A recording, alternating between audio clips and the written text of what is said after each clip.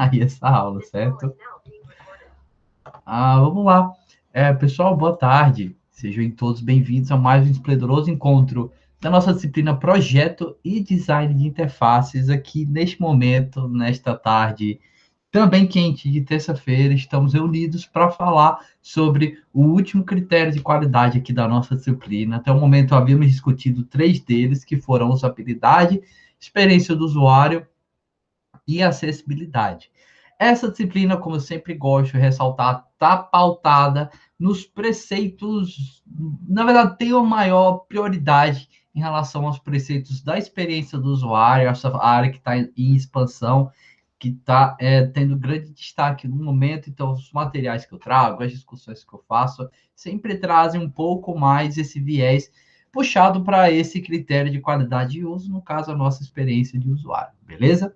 Só que aí nós temos outros três: usabilidade, acessibilidade e comunicabilidade. Então, também faz importante ter uma discussão acerca desse último critério de qualidade de uso, que é a comunicabilidade. Então, sem mais delongas, vamos aqui direto ao ponto e entender como esse critério de qualidade se aplica na área que envolve essa disciplina, que é a IHC, Interação Humano-Computador. Então, o sistema interativo, até o que vocês, até o momento que vocês sabem até agora, é resultado de um processo de design no qual você, futuro X/Y designer, vai estabelecer uma visão sobre os seus usuários, seus objetivos, o domínio e o contexto de uso. A gente já estudou isso bem no comecinho da nossa disciplina, e vocês sabem muito bem como essas coisas e todos esses elementos se ficam, certo? Outra coisa importante que vocês também já devem ter noção até este momento é que todas as decisões que vocês irão tomar na sua interface, na interface na qual vocês estão trabalhando, devem apoiar os usuários. Então, vocês sempre têm que pautar as vossas decisões com esse viés puxado para o usuário. Sempre pensem em como o usuário vai interpretar as decisões de design que você tomar ao longo aí do seu trabalho profissional, beleza?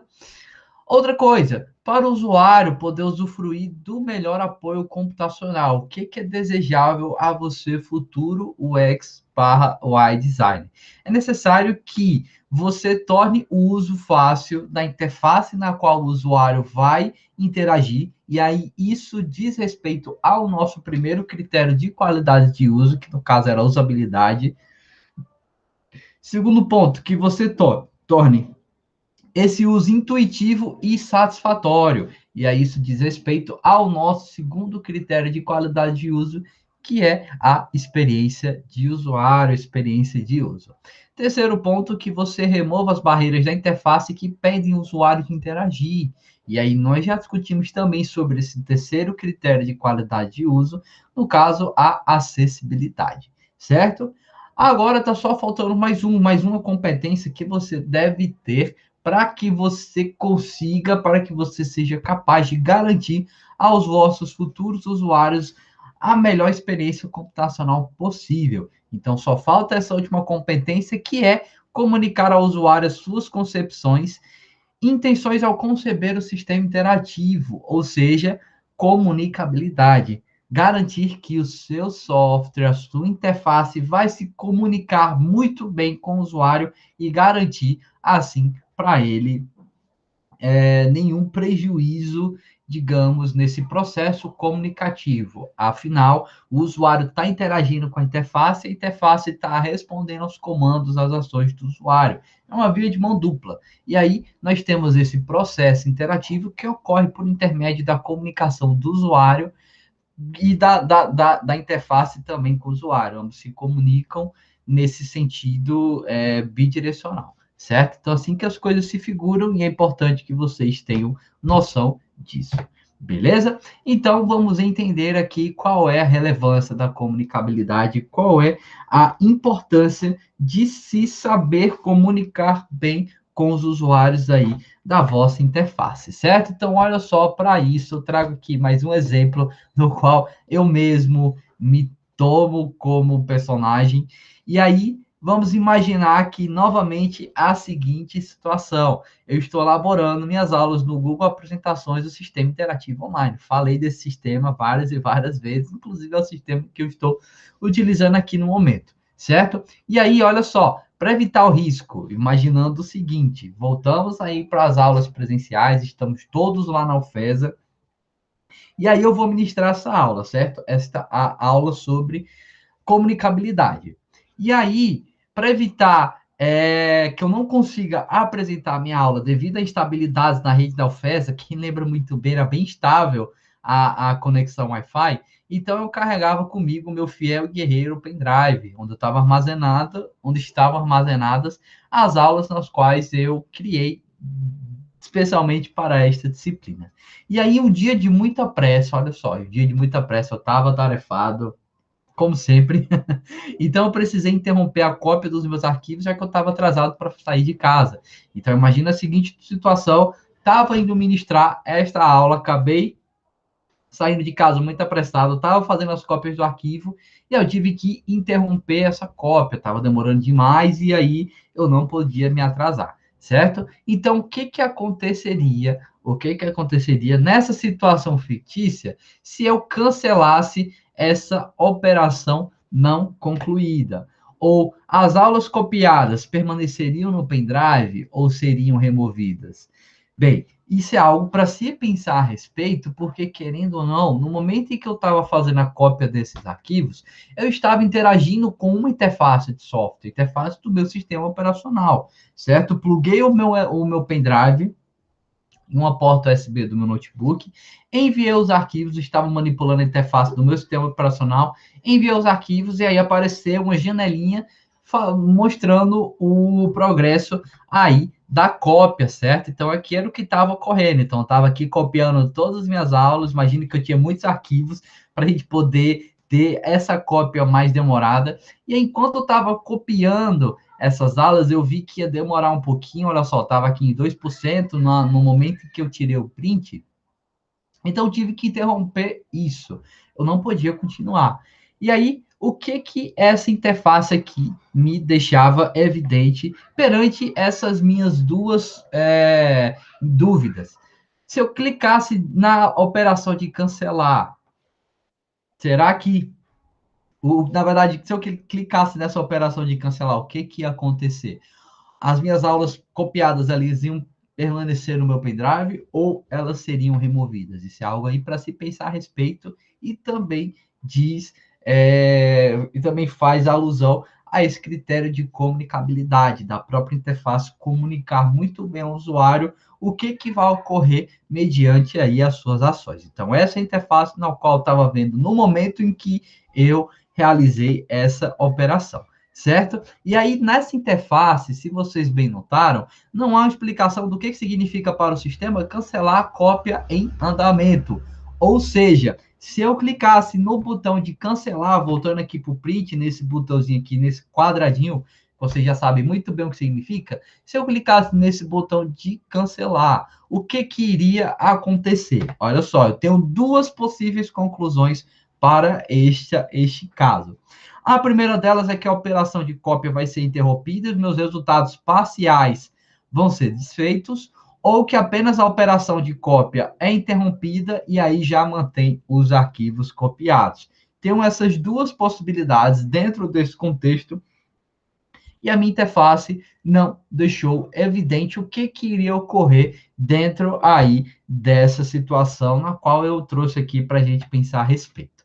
Certo? Então, nessa situação, o resultado da ação do botão só vai ser conhecido se eu clicar nele e avaliar quais foram as consequências aí dessa minha ação. Ou seja, cliquei no botão de cancelar e aí eu tive que verificar lá no meu pendrive qual das duas situações se vigorou, se os meus arquivos copiados eles foram desfeitos ou se os arquivos que eu tinha copiado até o momento permaneceram lá no meu pendrive. E aí isso não é algo legal porque você está meio que desvirtuando um pouco o usuário da sua tarefa. Ele queria cancelar essa operação E aí a interface não deixou evidente as consequências dessa ação de cancelamento da sua operação. Havia duas possibilidades, e aí coube ao usuário, por conta própria, interpretar quais foram as consequências mediante a sua ação. E aí as coisas teriam sido muito mais fáceis, aqui nesse exemplo bem ínfimo, bem pequeno, se o design tivesse comunicado ao usuário o significado atribuído ao botão. Ou seja, se quando eu clicasse aqui nesse botão, ou quando passasse o mouse aqui em cima, abrisse, por exemplo, um balãozinho explicando as consequências dessa ação, ou me dizendo qual é o resultado aqui proveniente desse botão, o que esse botão faz. Isso já resolveria o meu problema. Claro, um exemplo bem simples que envolve o nosso cotidiano, são as coisas que eu gosto de trazer. Mas aí na vida real, quando vocês forem de fato para o mercado de trabalho e trabalharem com sistemas comerciais, essa pequena falta de comunicação pode representar uma dúvida gigantesca no usuário, ou até um problema assim de dimensões altamente catastróficas. E lá na vida real, esses problemas representam prejuízos financeiros, e é óbvio que ninguém quer passar por uma situação desse tipo.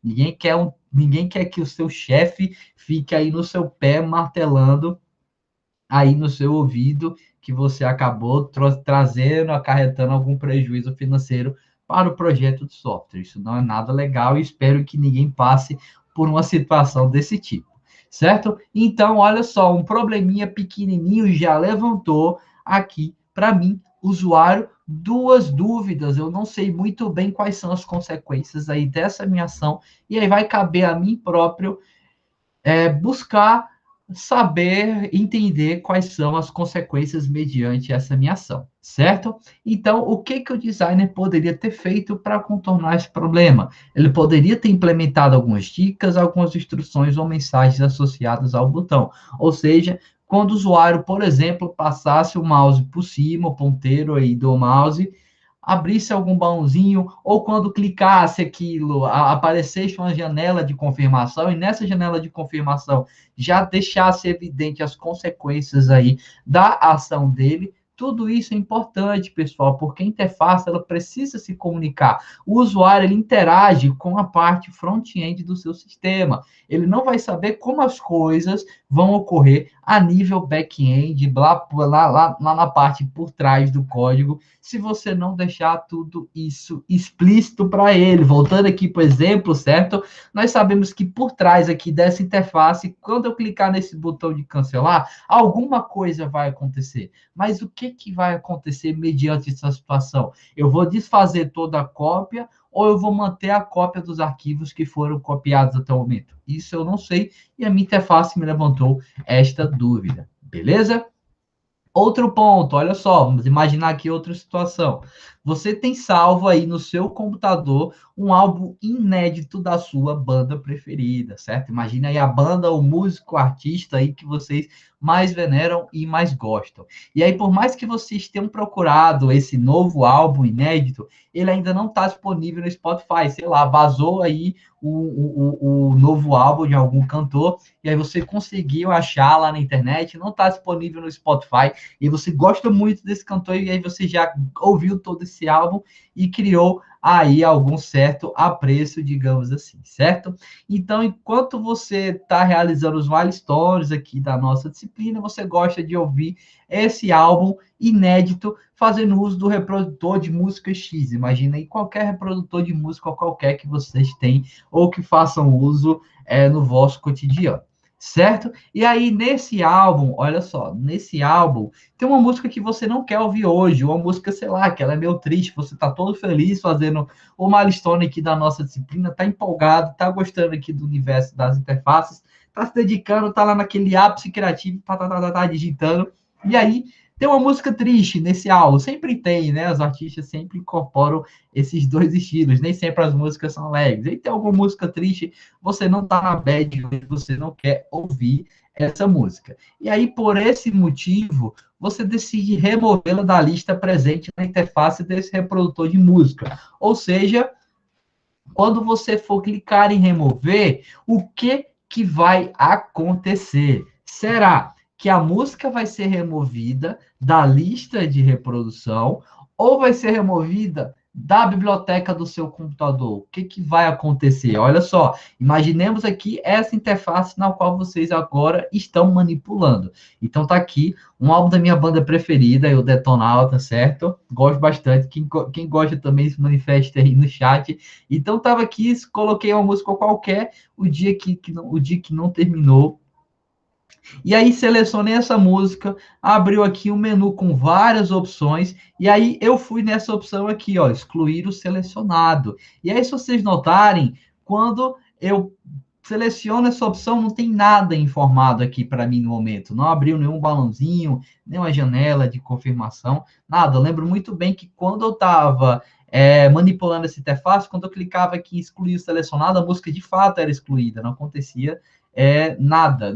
Acho que, se eu não me engano, nem tinha uma janela de confirmação. Era para ter trago o GIF, mas enfim. Então, isso também me trouxe essa dúvida. Eu fiquei com essa dúvida. Ué, foi excluído aqui da lista de reprodução ou será que foi excluído aí da minha biblioteca? Isso não ficou evidente. A própria interface, os designers por trás desse software não pensaram nisso e esse também é um problema no qual os usuários podem se deparar aí no vosso cotidiano, certo? A galera aí se manifestando, o Emanuel, o Eric, massa. O Eric aí também acha o tipo foda, legal. Legal, também gosto bastante dele. E aí, voltando aqui para o contexto, quando eu clico em excluir essa música, então se levanta essa dúvida dentro de mim. Eu não sei o que de fato vai ocorrer. Eu estou excluindo da lista de reprodução ou estou excluindo a música da minha biblioteca de músicas aí no meu computador. E aí, mediante essa situação fictícia que nós trouxemos, você tem um álbum inédito, que foi bem difícil de achar. Você teve que vasculhar, por exemplo, a Deep Web atrás aí desse álbum, teve que ir lá no Pirate Bay e aí baixar. Enfim, você teve aí que procurar alguma forma legal, teve um trabalho gigantesco. Enfim, isso não seria nada legal você excluir essa música do seu computador e perdê-la de vez. Você não quer que isso aconteça, ou o quê? Você já tem um carinho grande por esse álbum, e aí, se você for excluir essa música, é óbvio que você vai se sentir lesado, vai se sentir triste, vai se sentir aborrecido por ter excluído algo que foi difícil de se achar, certo? Então, novamente, essa interface do sistema não comunicou ao usuário o significado atribuído pelo designer a esse comando. E isso proporciona nos usuários uma sensação bastante ruim. Uma sensação bastante ruim que é a insegurança. Pessoal, alguém gosta de se sentir inseguro ao utilizar algum software, você não saber bem o que aquelas funções representam? Não. Ninguém gosta desse sentimento. E aí, como eu bem tinha dito, todas as minhas aulas estão sempre pautando para esse segundo critério de qualidade de uso, que é a experiência do usuário. Então, proporcionar para os vossos usuários o sentimento de insegurança é algo muito ruim.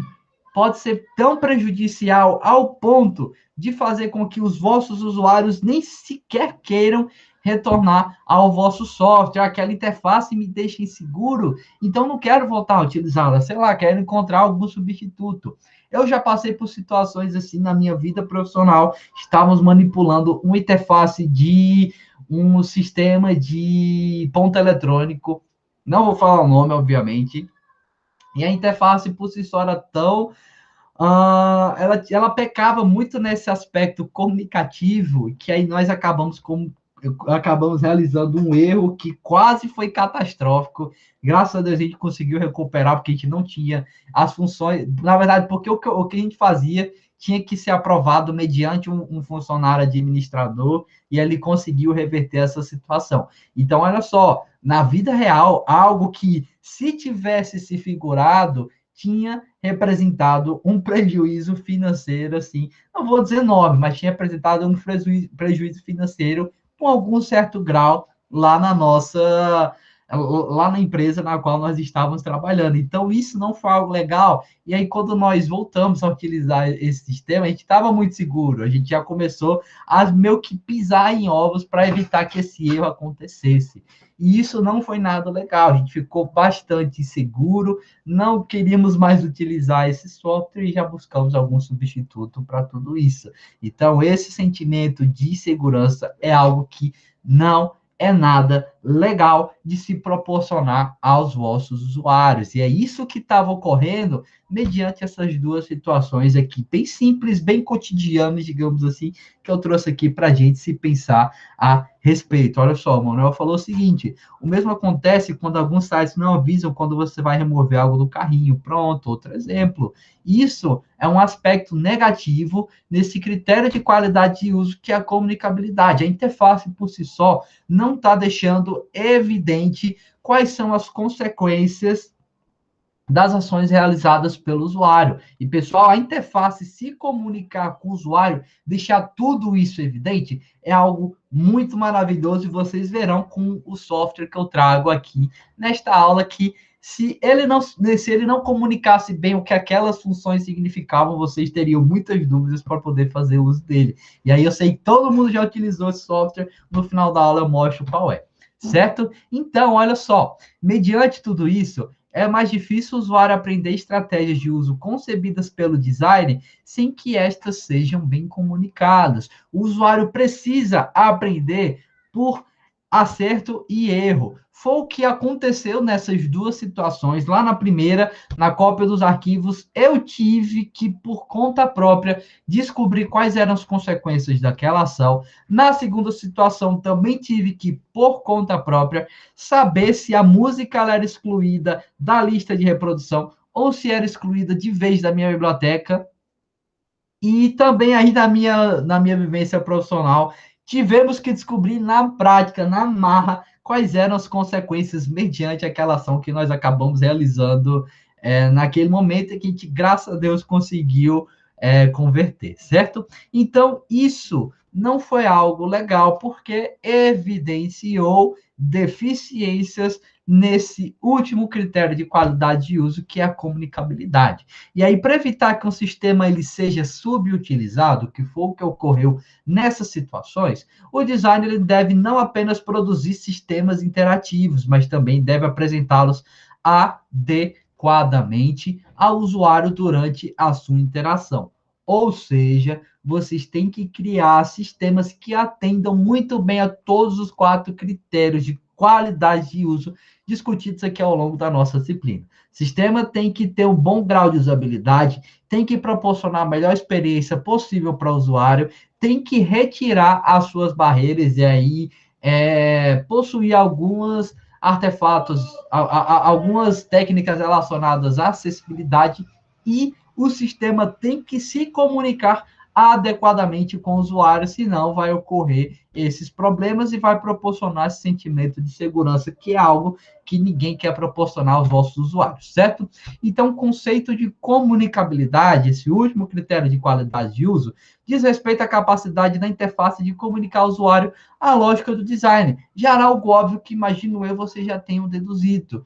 A comunicabilidade, retomando, diz respeito a capacidade da interface de comunicar ao usuário a lógica do design. Então, fixem isso na mente para que sempre que vocês pensem em comunicabilidade, já saibam muito bem qual é o conceito aí por trás desse último critério de qualidade de uso. E aí, dentro desse critério, suas intenções e os princípios de interação resultantes das decisões tomadas durante o processo de design devem ficar evidentes. Então, você tem que deixar evidente tudo que foi planejado aí para essa interface e torná-la a mais clara possível para o usuário, para evitar que ele não tenha nenhum tipo de dúvida, evitar que ele não tenha nenhum tipo de segurança e que ele consiga muito bem manusear essa interface. Esse é o propósito aí por trás.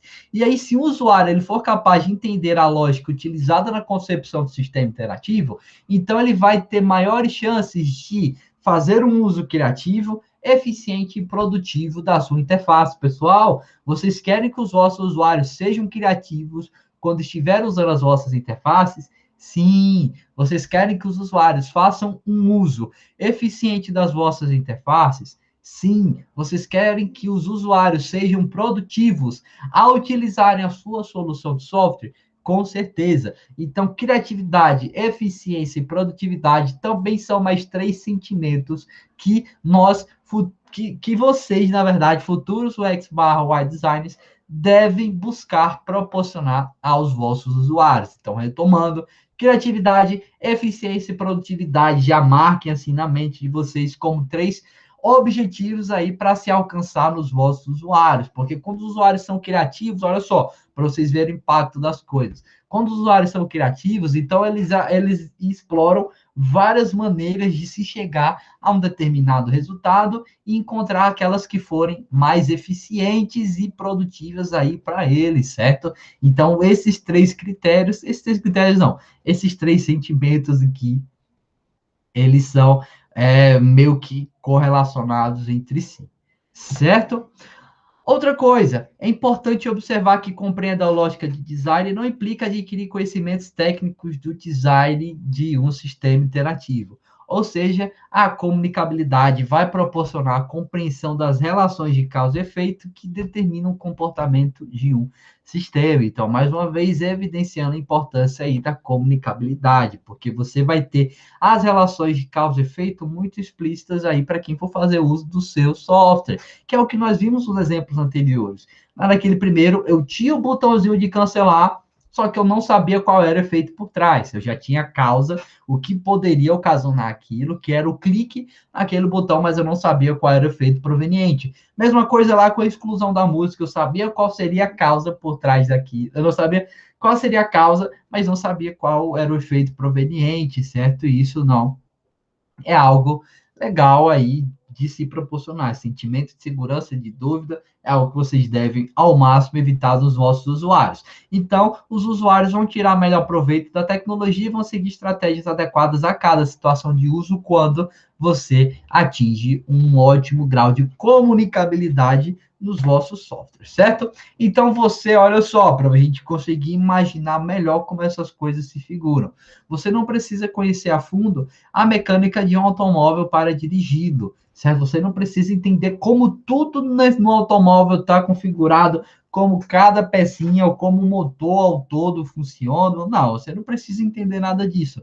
Para você dirigir um carro, por exemplo, você precisa saber quais são os riscos e consequências de se utilizar esse veículo com pouca gasolina, de se dirigir com nível de óleo inadequado, dirigir em alta velocidade numa pista escorregadia. E aí, de forma análoga, olha só, você também não precisa saber como funcionam os recursos de um editor de texto para utilizá-lo, fazendo essa mesma analogia. Entretanto, você faz o uso mais eficiente e menos propenso a erros se você souber. Ou seja, pegando essa situação fictícia aí de a mecânica de um automóvel, você sabe que não vai poder dirigir com pouca gasolina, nem com pouco óleo, nem alta velocidade em uma pista escorregadia.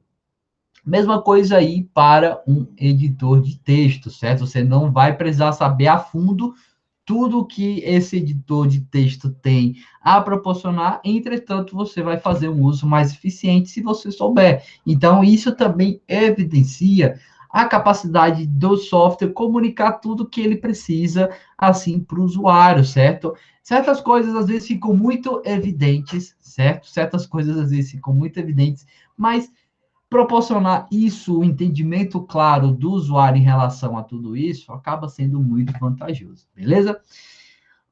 Outra coisa, olha só, a lógica do design comunicado ao usuário também deve refletir as decisões tomadas sobre a quem se destina o sistema, para que ele serve, qual a vantagem de utilizá-lo, como ele funciona e quais os princípios gerais da interação com o sistema. Então, quando você aplica muito bem esses recursos da comunicabilidade, então você também consegue deixar evidente todos esses pontos. A quem está destinando seu software, como ele vai ser utilizado, as vantagens, como ele funciona e os princípios gerais de interação. certo? Só que aí, infelizmente, bem infelizmente mesmo, não é isso que a gente encontra na vida real. A maioria dos softwares, eles pecam aí desses conceitos de comunicabilidade, como foi bem aí os exemplos que eu trouxe, também como foi outro exemplo aí que o Emanuel citou, da Amazon, que também não está deixando tão evidente as coisas que ocorrem aí por trás.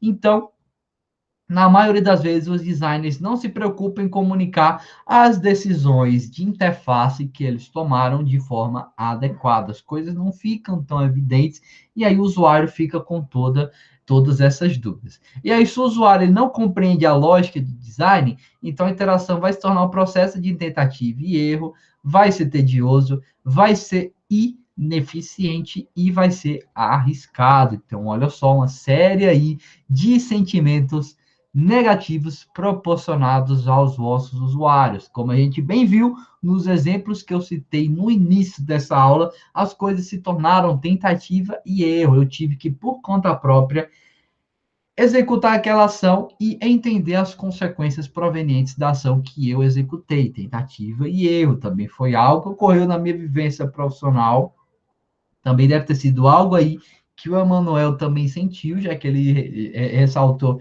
esse problema aí na Amazon, e isso não é nada legal, certo? Pode ser tedioso, pode ser arriscado para o usuário, e aí, mais uma vez, são sentimentos que vocês, assim, devem evitar ao máximo que os vossos usuários venham a sentir em algum momento, certo? E aí, a analogia é um recurso de comunicação que é utilizado para facilitar e aumentar a comunicabilidade. Então, dentro desse critério aqui de qualidade de uso, nós fazemos bastante analogias, porque elas tendem a deixar as coisas mais facilmente compreensíveis para os usuários e permitir que eles possam formular hipóteses sobre a interação com esses sistemas interativos. Então, vocês sempre estarão meio que implementando analogias por trás desse processo comunicativo, certo? Também tem como base as experiências de interação anteriores com artefatos semelhantes. Afinal, é o que eu sempre ressalto é que no universo do software, nada se cria, tudo se copia. Ninguém, acho que eu já posso afirmar de certeza, acho que ninguém vai ser capaz aqui, daqui para frente de criar algo que não tenha nem que seja 1% de referência em alguma coisa que já exista. Acho que a gente chegou ao ponto assim do avanço tecnológico, onde as coisas que surgem meio que já são melhorias do que nós já temos, ou tomam como referência, como inspiração, o que a gente já tem ao nosso dispor, certo? Então, acho bem difícil mesmo, que alguém consiga fazer algo altamente inovador. Por exemplo, que alguém imagine alguma rede social que não tenha em nada mesmo, as coisas que já existem aí nas outras redes sociais, que não tenha nenhum chat, que não tenha nenhum álbum de fotos para você poder postar, que não tem status, que não tem os stories aí, que a gente já vê aos montes, enfim, acho bem impossível, certo? Pronto, olha só, a última foi a Clubhouse, mas se você notar, o que é Clubhouse, até onde eu sei, é meio que um chat por voz, onde ela reúne diferentes aí comunidades, aí tem diferentes salas, enfim, algo assim do tipo. Só que se você perceber, era até o que eu já ia citar, tem referência aí, tem uma certa semelhança com o Discord, certo? Que foi o que o Eric disse. Então, ó, também é uma soma do Meet com o Insta. Então, só para vocês verem com esse exemplo tão ínfimo que as coisas novas que surgem, elas acabam tendo referência em algo em que já existe. Então, acho que de fato a gente chegou assim no ápice da evolução tecnológica, na qual nada que vá surgir agora seja altamente inovador. Foi altamente inovador as coisas que surgiram no passado, como por exemplo o Orkut, o finado Orkut. Era uma rede social tão inovadora que todo mundo passou a ter um Orkut, certo? Porque era algo bastante inovador. O Facebook também, por exemplo, o que mais? Acho que quando o Google Meet surgiu, Eu não sei se teve algo. Pronto, acho que com o Skype, acho que o Skype surgiu. Não, mentira, o Skype teve referência no MSN. Então, acho que o MSN que foi o precursor de tudo isso. Não sei se teve alguma coisa anterior ao MSN, mas aqui só para a gente poder tentar fazer uma linha histórica que vocês já perceberam o quanto é difícil ver assim as coisas que surgiram e não tiveram referência nenhuma. A gente pensou no Skype, e já vimos que o Skype teve referência no MSN. Nem sei se o MSN já teve referência nos chats de voz. Nos chats, na verdade, que já existiam os montes. Na internet, com certeza já teve, mas enfim, é bem difícil para vocês verem. É bem difícil encontrar alguma coisa que seja assim essencialmente inédita, essencialmente inovadora, que não tenha nenhuma inspiração ou nenhuma semelhança com coisas que já existiam. É bem difícil de se tentar chegar nessa conclusão. Ou seja, melhore algo, não tente criar do zero. De fato, Emanuel, de fato. É o que eu sempre ressalto para os meus alunos. Os sistemas que vocês utilizam, eles possuem uma série de problemas. A gente até discutiu isso aqui na nossa aula, certo? Quando eu trouxe aquele exemplo lá do Google Tarefas e do Task Agenda, se eu não estou enganado, que os usuários já deixavam meio que lá nos comentários as melhorias que eles almejavam. E essas melhorias que os usuários almejam podem ser tomadas para se fazer um sistema similar àquele, mas melhor. Uma melhoria daquele sistema lá do Task Agenda, do Google Tarefas, enfim, vocês têm aí a capacidade de fazer isso e é o que ocorre. Então, de fato, nenhum produto vai ser totalmente inovador, ao menos que daqui para frente surja alguma coisa assim que ninguém estava esperando, sei lá, vai que algum nerd, algum lugar longínquo aí da Terra esteja imaginando alguma coisa que seja tão inovadora ao ponto de assim não ter nenhuma semelhança mesmo com o que a gente já tem ao nosso dispor em recursos tecnológicos, certo? Então, acho bem difícil que alguma coisa exista sem ter referência em nada que já existia. E aí, estávamos discutindo sobre isso porque esses conceitos de comunicabilidade, eles sempre estarão pautados na analogia, ou seja, nas experiências que os usuários tiveram com sistemas anteriores. Então, é muito importante que quando vocês forem aplicar esses conceitos de comunicabilidade, quando vocês forem implementar bem a comunicabilidade nos vossos softwares, vocês têm que tomar como base os softwares que serviram de inspiração e saber como as pessoas fazem uso daquilo. Como, por exemplo, aí você não vai criar uma nova forma de stories. A gente sabe que os stories as pessoas visualizam e podem arrastar com o dedo de um lado para o outro para poder avançar ou retornar. Enfim, esse é um molde que as pessoas já conhecem. Sei lá, você quer inovar e trazer um novo modo para os stories. Então, você também tem que levar em consideração esse conceito de comunicabilidade, porque as pessoas podem ficar com dúvida de como essas novas funções se configurarão aí dentro de algo que elas já estavam acostumadas a fazer uso. É tanto que vocês perceberam, as outras redes sociais implementaram os recursos aí, os stories, e eles tinham todo o mesmo formato, todos eles tinham o mesmo formato. Aparecia aí o que a pessoa postou, arrastava para a direita, arrastava para a esquerda, no caso, para poder avançar, arrastava para a direita e para retornar, e aí podia responder os stories da pessoa, certo? Tudo isso era exatamente igual, só que estava lá em outra rede social, estava no Twitter, estava no Facebook, estava no Instagram, está nos status aí do WhatsApp, enfim, mas todos eles têm o mesmo formato. E aí, por exemplo, você for tentar fazer algo inovador, então você também tem que saber comunicar ao usuário como ele vai fazer uso desse negócio tão inovador, porque afinal você já não está fazendo analogia a algo que já existia, certo? Esse é o princípio por trás e é algo que eu acho interessante de deixar evidente aí na mente de vocês e fazerem pensar a respeito, certo? Então, o uso dessas analogias contribui bastante para que as hipóteses do usuário sobre como interagir sejam compatíveis com as pretendidas pelo design.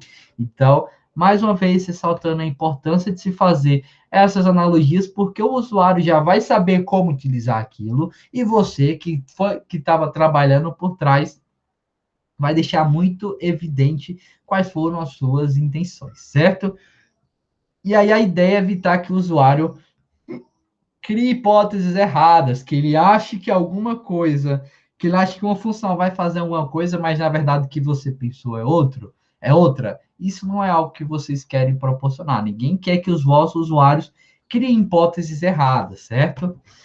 Deixa eu ver aqui o que como eu disse. Olha que bacana os stories do TikTok. Arrasta para o lado, aparece a barra. Tira um pouco da mesmice das outras redes sociais. Pronto, olha só. Uma pequena evolução, porque eu não acompanho o TikTok, mas vou dar uma olhadinha nisso para ver como essas coisas aí se figuram. E acredito que, como é algo inovador, diferente do que a gente já tem, espero que os designers tenham deixado evidente como essa novidade aí se figura no sentido de não proporcionar é, a criação de nenhuma hipótese errada para os usuários, que eles achem que aquilo vai fazer alguma coisa, quando na verdade faz outra. Ah, ainda não foi lançado oficial? Beleza, beleza. Então, estou bem curioso aí para ver isso e entender como essa nova funcionalidade vai se configurar. Vai se figurar, na verdade. Mas legal, legal, Manuel. Eu não sabia disso. Tô bem por fora e agora já estou ansioso para ver, porque é novidade, pessoal.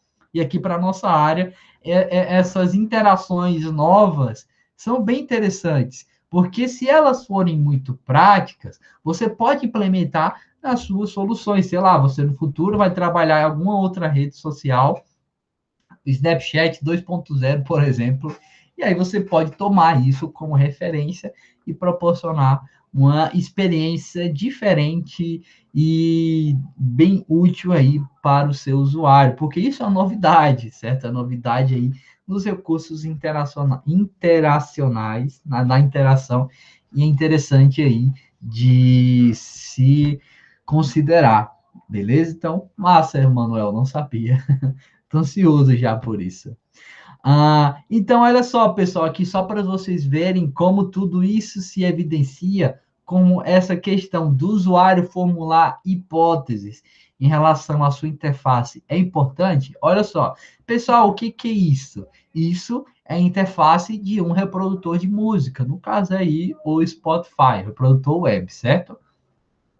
E aí, se vocês bem notaram, o que eu tenho aqui é o que vocês já conhecem, ou seja, estou aqui listando as músicas de outra banda que eu gosto bastante, que é Arctic Monkeys, e tá aqui, tá passando várias músicas, e aqui abaixo, olha, eu tenho o meu reprodutor de música, eu tenho aqui o botãozinho de pause ou de play, aqui de avançar ou retornar, aqui de meio que repetir a reprodução desse álbum quando ele chegar ao fim, e aqui de ouvir essas músicas de forma aleatória, que aparece, olha, a foto, a arte por trás dessa música, o nome dela, aqui o nome da banda, aqui eu posso aumentar o volume, aqui tem outras funções que são relacionadas a essa aplicação, como por exemplo aqui a do karaokê, que aparece a letra da música, eu posso ficar acompanhando, aqui aparece a minha lista de reprodução, aqui embaixo, olha só, aparece meio que a barra de progresso aí da música, e aí tudo isso aqui é o que vocês já conhecem, por quê? Todo e qualquer reprodutor de música tem essa interface. Isso é uma analogia. Isso é a interface se comunicando com o usuário e deixando evidente quais são as ideias aí por trás, certo? Isso é analogia. Se nós formos pegar outro reprodutor de música, ele vai ter exatamente essa mesma interface, certo? Sei lá, pegando aí o Deezer, que é o concorrente aí do Spotify, também vai ter, não vai ter exatamente essa mesma interface, mas as coisas aqui serão bem similares. Ele vai ter a barrinha de progresso da música, vai ter esses botões, vai ter aqui o volume aí da música, vai ter o nome da música, da banda, a arte por trás dela, enfim, certo?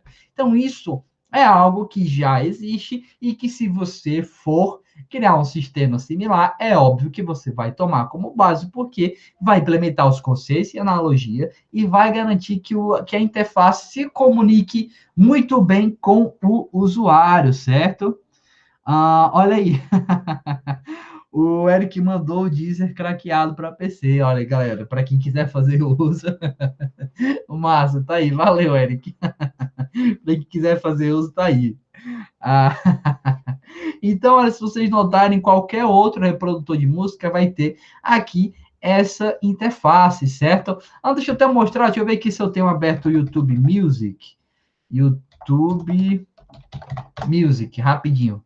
Só para vocês verem que a interface ela vai ser praticamente a mesma dessa aqui, certo? Só para vocês verem que eu não estou aí falando nenhuma ladainha, certo? Deixa eu pegar aqui uma música aqui do The Weeknd.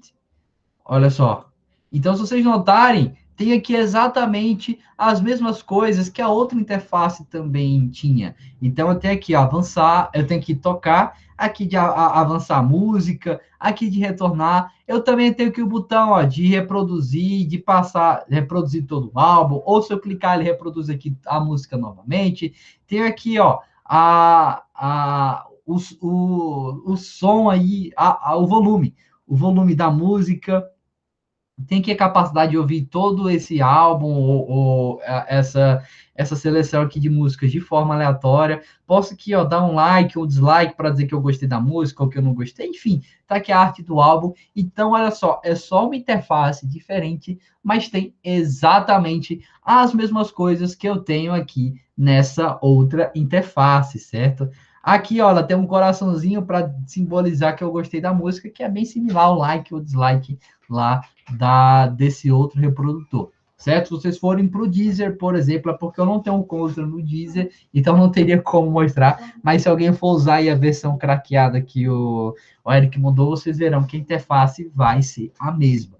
Então, isso, pessoal, é a comunicabilidade em ação. São os designers pegando o que já tem em evidência, o que as pessoas já estão acostumadas a utilizar e utilizando isso como referência para o seu design. É tanto que essa interface aqui tem exatamente os mesmos elementos que a outra, só que a outra interface não vai ser exatamente igual, porque aí seria plágio. Você pode tomar como referência, mas não pode fazer exatamente igual. Se fizer exatamente igual, então quem fez aí o software depois está sujeito a sofrer algumas medidas aí judiciais, a sofrer algum tipo de processo, porque plagiou exatamente a interface. É isso que vocês não querem fazer. E aí, para vocês enxergarem o problema por trás disso, opa, olha só, calma aí, cliquei aqui no negócio errado. Ah, pronto, entrar numa tela cheia. Olha só, para vocês verem o problema por trás disso, olhem o que eu vou mostrar aqui a seguir e me digam aí, já fiquem com os dedos preparados no chat, quais são as conclusões de vocês sobre essa interface aqui. O que é que vocês acham que é essa interface? Mandem rapidinho. Não, não digam que é triste, nem nada. Me digam o que é que vocês acham que essa interface transmite. O que é que ela comunica a você? O que é que parece ser? Me respondam rapidinho. O que é que parece ser? Ah, copia um rádio de som. Parece antigo. Ah, pronto, melhorando. Parece um reprodutor de música? Sim ou não? Ó, de fato, parece algo antigo. Algo antigo. Lembra muito sons de carro, de fato. E como a interface de um software, lembra muito um reprodutor de música, não é verdade? Não é verdade? Ó, pronto, o Music Play do Windows XP, de fato, aí o Jorge foi bem longe. Lembra muito lá o reprodutor de música lá do Windows XP, para quem já utilizou, acredito que vocês tenham utilizado, sabe muito bem que ele tinha esse formato. E, pessoal, se eu falar para vocês que isso aqui, não sei se vocês já perceberam, que isso aqui, essa interface, é a versão 4.7 do Avast. O que é que vocês vão me dizer? Vocês vão ficar chocados, olha só. Até a Manoel disse, só vou, o Avast. De fato, é o Avast. Pessoal, essa interface está transmitindo de forma adequada a intenção que esse software possui. Dou já espaço para você falar, Vinícius. Está transmitindo? Óbvio que não. Por quê? Está similar a um reprodutor de música de um carro, a um reprodutor de música lá do Windows XP. Não parece nem um pouco com o que é o Avast. O que é o Avast? O Avast é um programa de vírus. Um programa de vírus e um programa reprodutor de música tem alguma semelhança? Não tem nenhuma. Então, os designers por trás disso pecaram severamente. Ficou bonitinho? Eu não sei se para a época era bonitinho, eu não achei. É inovador. mas essa inovação tem seus prejuízos aí no aspecto da comunicabilidade, certo? Pode falar, Vinícius, você levantou a mão? Eu ia perguntar se era o Avast e antivírus. Que coisa estranha. Não, de fato, olha só, para vocês verem que é o Avast, ó, tá até aqui o nome, tá evidente. E aqui nós temos aqui, ó, botãozinho de play, botãozinho de pause, com o mesmo formato do reprodutor aqui de música, olha só. Aqui é porque eles inovaram, só trouxeram outro mod, mas aqui é a mesma coisa, certo? Ó, o triângulozinho assim apontando para a direita, a gente sabe que é o play, o quadrado a gente sabe aí que é o stop, que é o pause. E a lista é exatamente isso aqui. Óbvio que quando vocês clicam aqui, ele inicia a varredura, quando vocês clicam aqui, ele encerra, mas isso causa essa confusão, porque a interface por si só, como vocês bem disseram, parece um reprodutor de música, lá o Music Play do Windows XP, ou aqueles reprodutores que ficavam no carro, no display do carro, enfim, não parece o que esse software, na verdade, é. Não tem nada a ver com um reprodutor aí de. Na verdade, não tem nada a ver com o software antivírus. Ó. Até eu estou me confundindo. Já dizer que não parecia com o reprodutor de música. Olha só, já causa até essa confusão para mim. E isso aqui também não é nada legal. E outra coisa, pessoal, não sei se vocês lembram, mas tinha um programa que era bem antigo, que era para você gravar coisas num CD. Não me lembro qual era o nome dele, agora me deu um branco. Mas a interface é bem similar. Isso, Nero. Olha só, vamos ver aqui, ó. A interface aí do Nero. Ah, calma aí, senão vai aparecer aqui o Imperador Romano, certo? Calma aí, Nero interface. Deixa eu ver, olha só. Lembra um pouquinho. Lembra um pouquinho. Ah, pronto, tá aqui, ó. Está pequeno. Pronto, ó, mas lembra em certo ponto. Olha só, como se ele tivesse meio que uma referência, ó. Isso aqui, pronto, esse aqui era o reprodutor de CD do display aí do carro. Esse aqui é do de DVD. Lembra um pouco. E, pessoal, o que, que o Nero tem a ver com a Avast e o que ambos aí tem a ver com o reprodutor de música? Nada. É só a interface, o formato aqui que eles escolheram que não transmitiu muito bem essa ideia aí por trás, certo? Então, isso aqui também é um aspecto negativo dessa interface e que feriu severamente os preceitos da comunicabilidade e também a analogia que a comunicabilidade busca proporcionar nos seus softwares, certo? Afinal, o que vocês forem fazer tem que ser análogo ao que já existe. Vai fazer um reprodutor de música, um novo reprodutor, aí, então você já tem que levar em consideração o que os outros produtores de música têm. Ah, vai criar um novo antivírus? Beleza. Então já veja quais são as interfaces dos antivírus mais conhecidos, do Avast e de outros tantos aí. Pegue referências e utilize elas de forma análoga no seu produto. Ah, vai criar uma nova rede social? Beleza, já pega as redes sociais que já existem, torne as coisas análogas aí no seu produto em relação às novidades aí que você vai trazer. Enfim, certo? Não cometam esse erro que o Avast, na sua versão 4.7, cometeu, porque isso aqui não parece nem um pouco um software antivírus, parece mais um reprodutor de música, certo? Ok? Outro recurso aí que também favorece a comunicabilidade, para vocês verem o quanto é importante, é a capacidade da sua interface oferecer mais informações sobre a lógica de design conforme a demanda de usuários. Ou seja, olha só, o usuário vai utilizando a sua interface e você vai oferecendo mais informações à medida que ele vai fazendo uso. Certo? E aí, olhem só, para vocês verem a importância desse recurso, vejam aqui a interface do software que eu tinha citado no começo da aula. O que todo mundo já utilizou na vida em algum momento para fazer algum trabalho aí escolar, que é o Word. Vocês sabem que o Word é um dos softwares aí mais utilizados como editor de texto, certo?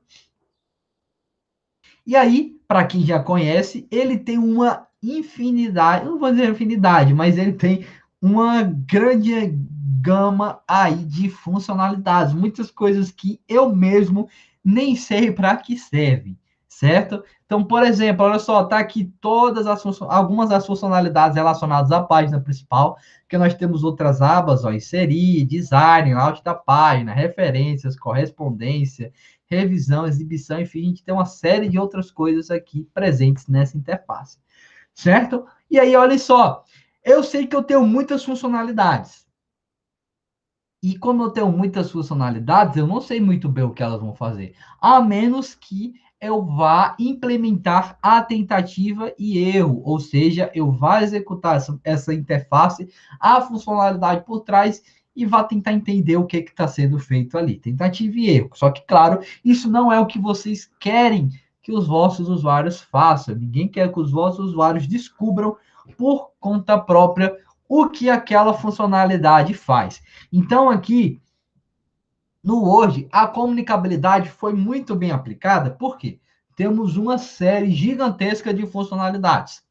Eu não sei o que muitas coisas significam, as coisas que fogem aí do principal. Então, olha só, se eu vir aqui para a funcionalidade pincel de formatação, acho bem difícil que alguém tenha utilizado essa funcionalidade, ela é bem específica. Eu não sei o que o pincel de formatação faz. Então, quando eu passo o mouse por cima, ou quando eu clico em cima dessa funcionalidade aqui, ela abre, olha só que legal, pessoal, ela abre essa janelinha, e nessa janelinha já tem todas as instruções que eu preciso para entender como essa funcionalidade se figura. Então, olha só, gostou da aparência de uma seleção específica? Você pode aplicar essa aparência em outro conteúdo no documento. Então, o pincel de formatação é isso. Ah, tem alguma parte do meu texto que está com alguma formatação que eu gostei e eu quero aplicar a formatação em outra parte do texto.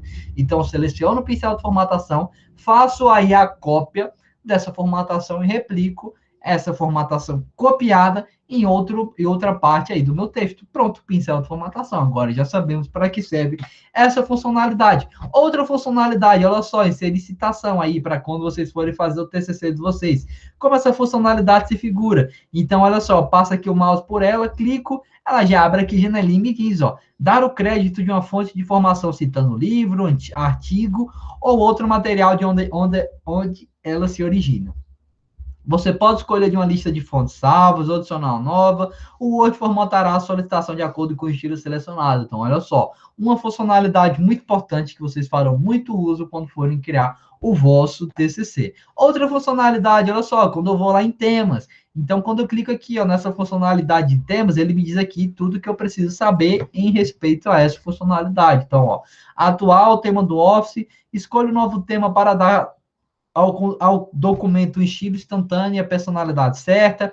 Cada temos um conjunto exclusivo de cores, fontes e efeitos para criar uma aparência consistente. Então, já sei que quando eu clico aqui em temas, eu vou ter uma série de temas que vão ser aplicados aí ao meu documento e vão assumir aquele molde que está no tema em que eu escolhi. Outra funcionalidade, olha só, Smart Art. Eu acho que nunca utilizei isso. E aí, para saber o que essa funcionalidade faz, clico nela e ela vai abrir aqui essa janelinha. E aí já diz, ó, insira um elemento gráfico Smart Art para comunicar informações visualmente. Os elementos gráficos Smart Art variam desde listas gráficas a diagramas de processo até gráficos mais complexos, como diagramas de Venn e organogramas. Então, olha só, não sabia o que era a sua função, agora eu sei. Ela vai me permitir criar algo que, por si só, vai ser comunicado visualmente. Aí pode ser algum diagrama, pode ser algum organograma, enfim, é algo que vai ter essa capacidade de comunicar algo de forma visual. Então, a funcionalidade aí que eu não fazia a menor ideia para que servia, e a própria interface já se comunicou de forma adequada e deixou evidente a funcionalidade por trás dessa interface, certo? E aí, para vocês verem como isso também se aplicou nos softwares que foram derivados do Word, porque o Word surgiu primeiro, depois surgiu o Google Apresentações, o Google Docs, enfim. Olha só, quando eu estou lá no Google Docs, eu também tenho, em alguns momentos, esse balãozinho que deixa evidente o que certas funcionalidades faz, certo? Como aqui no caso, Quando eu cliquei aqui nessa setinha e aqui visualização de apresentador, ela me mostrou o que que era essa visualização. Outras funcionalidades aqui também abrem essa janelinha, mas infelizmente nem todos fazem isso, então essa interface também peca desse conceito de comunicabilidade. Então aí um ponto negativo, finalmente, dentro desse software, dentro dessa interface que eu tanto elogio. Então o Word mandou muito bem em relação a esse aspecto de comunicabilidade, porque acredito eu, não cheguei a ver, mas acredito eu que todas as suas funcionalidades têm esse balãozinho aqui para você poder entender o que, que ela faz. E aí, caso isso aqui não tenha ficado tão evidente, você clica aqui, ó, nesse link, dê-me mais informações, e aí você vai ser redirecionado à página web com enfoque nessa funcionalidade para que você possa entender melhor como ela se figura. Beleza? Olha só, o Vinícius disse que algumas funcionalidades ele nunca usou, então, de fato, ó, quando você for utilizar alguma dessas funcionalidades que sejam novas para você, então já fica aí tranquilo que as novas versões do Word, certo? Essa aqui era uma das últimas quando eu tirei o print. Não sei em qual versão ele se encontra, mas enfim, era uma das últimas. Então, essas novas versões já satisfazem muito bem esse critério de comunicabilidade, então você aí não vai ter nenhuma dificuldade para fazer uso desses recursos que sejam inovadores para você. Certo? Outra coisa, o Manuel disse, olha, o Photoshop que eu diga, mais um software aí que tem uma série de funcionalidades. Eu não cheguei a trabalhar com Photoshop, certo? Então, se alguém soubesse ele faz isso, eu ficaria agradecido se puder comunicar aí no chat.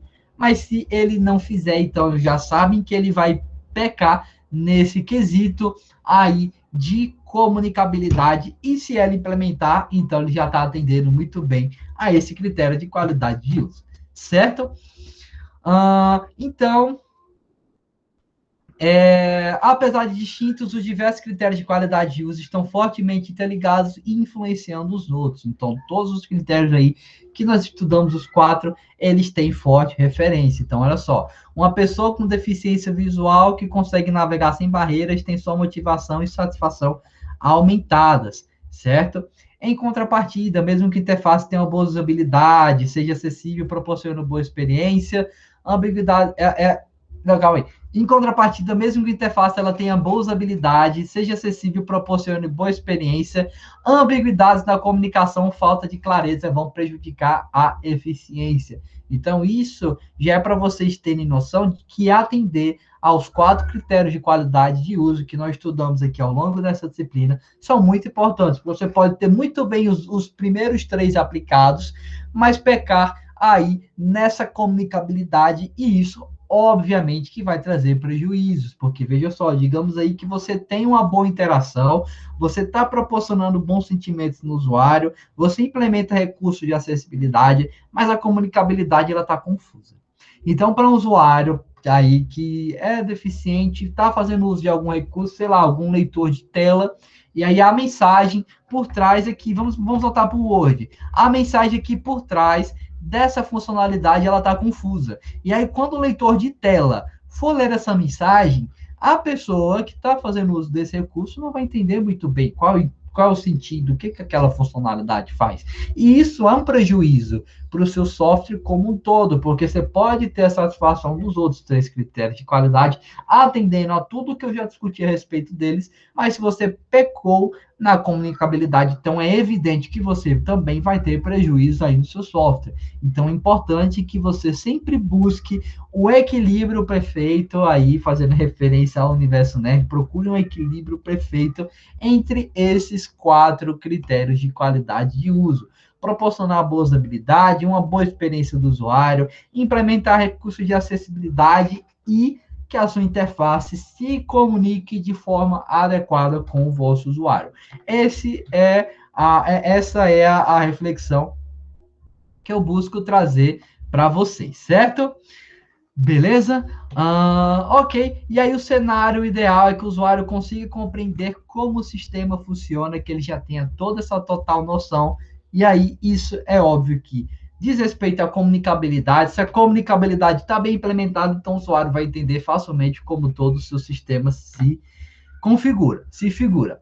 certo? Então, ao projetar um sistema interativo, você, em certos momentos, pode perceber que nem sempre vai ser possível satisfazer igualmente todos os critérios de todos os aspectos envolvidos na qualidade de uso, porque entrou aí questões de tempo, orçamento ou incompatibilidade entre esses critérios. Então, é importante deixar isso em evidência. Então, você tem que buscar atender, tem que buscar, na verdade, esse equilíbrio perfeito aí que eu disse para vocês, porque lá na vida real você vai estar envolto em tempo, orçamento, de tudo isso, as coisas vão estar muito apertadas, e aí você às vezes pode acabar deixando algumas coisas de lado para atender a demanda de tempo, certo? Para entregar o projeto aí no prazo estimado, mas não se esqueça de que você tem que buscar o equilíbrio perfeito entre esses aspectos. E aí, por exemplo, você pode entregar o software na primeira versão sem recursos de acessibilidade ou sem uma comunicabilidade tão adequada como aí o Word fez, mas lembre-se de que você tem que fazer isso depois, certo? Então, assim, na vida real, já fazendo alusão que vocês encontrarão, vocês terão que, em certos momentos, priorizar certas coisas, mas priorize e não deixe de forma alguma o que é importante de lado, porque todos esses critérios de qualidade de uso têm suas importâncias. Alguns acabam sendo mais relevantes em questão de tempo e orçamento apertados, como é o caso da usabilidade e da experiência do usuário, mas você também precisa muito bem satisfazer aos critérios de acessibilidade e comunicabilidade. Então, você pode meio que priorizar os dois primeiros, que são, assim, os mais amplos, e deixar a acessibilidade e a comunicabilidade para depois, não deixar de lado, certo? Dentro de um tempo e um orçamento apertados, você pode priorizar os dois primeiros, mas de forma alguma, pessoal,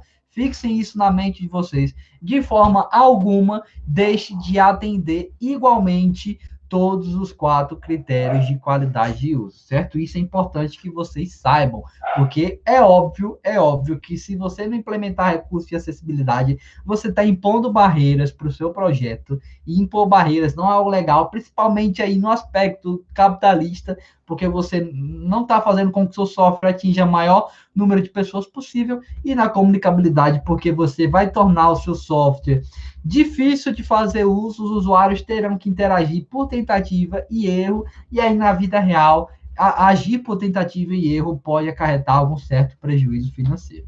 Beleza? Ok, então isso aqui era só o que eu estava falando em relação a essas prioridades, e é isso que eu tinha preparado aqui para a aula, certo? Como eu tinha falado para o pessoal, eu fiquei pendente aí das aulas desse assunto de comunicabilidade. Então, antes de deixar a aula gravada, achei melhor trazer essa discussão para que a gente pudesse discutir assim juntos, e aí vocês interagiram bastante comigo, que eu gostei demais, e vocês pudessem ter a noção do que esse critério de comunicabilidade, enfim, se figurava. Beleza? Então, nesta aula, vimos aí a importância da comunicabilidade e vimos também que a interface de um sistema interativo deve condizer com o seu propósito. As coisas devem estar muito bem comunicadas aí para o usuário, para evitar que ele não tenha nenhum tipo de dúvida. Então, a maior reflexão aqui, evitem aquela interface do Avast, certo? Evitem ao máximo, porque aquilo não fazia o menor sentido. Inspire-se aí nas coisas que o Word fizeram para deixar as funcionalidades do seu software mais comunicáveis possível, certo? Deixar as coisas aí mais evidentes para o usuário. Beleza? E aí tá a referência. Dessa vez eu utilizei aqui conceitos mais teóricos do livro base dessa disciplina. Beleza? E é isso, pessoal. Agradeço aí pela atenção e estão todos liberados. Beleza? Então, obrigado, pessoal, aí por terem participado assiduamente. Eu gosto muito quando vocês participam, interagem comigo aqui na discussão, certo? Então, valeu, Natália, obrigado aí, vocês aí que são top, certo? Valeu, pessoal. Então, um abraço aí para todos. Valeu, Natália, Manuel, o Eric, Vinícius, aí o Flávio. Até a próxima, pessoal. Se cuidem. Tchau, tchau. Valeu.